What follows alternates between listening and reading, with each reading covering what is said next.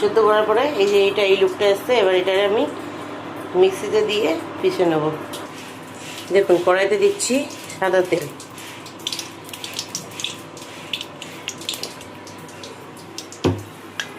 ফুলকপিটা আমার অনেকটা, যার জন্য আমি দুবারে হালকা হালকা করে ভাজা করব।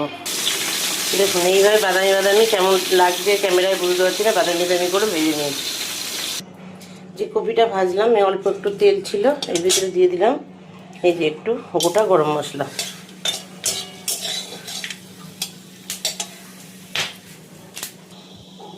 তারপরে দিচ্ছি একটু আদা রসুন পেস্ট।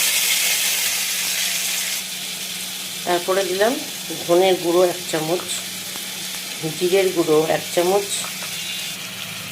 লবণ দিচ্ছি 1 চামচ, যতক্ষণ না আদার গন্ধটা যাচ্ছে ততক্ষণ। দিলাম একটু কাঁচা দুধ। দেখুন জিনিসটাতে তেল ছেড়ে দিয়েছে। এইবার দেবো যেটা বেটে রেখেছিলাম, পেঁয়াজ কাজু বাদাম, ওইটা এই যে দিয়ে দিলাম।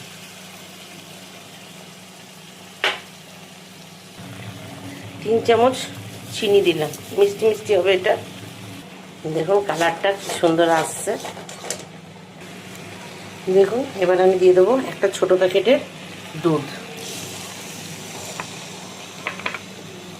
এটা দুধে রান্না করলে বেশি টেস্ট হবে। এটা যখন ফুটে উঠবে তখন এই ভাজা ফুলকপিগুলো দিয়ে দেবো।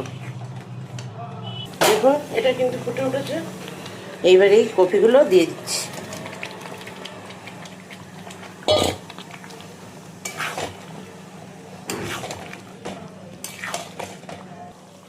দেবো সাথে একটু গরম মশলা। ব্যাস, এবার নামিয়ে সবাই সার্ভ করুন। পোলাও পরোটা সব সাথে খেতে পারবে। কেমন হয়েছে বানিয়ে খেয়ে কমেন্ট করে বলবেন।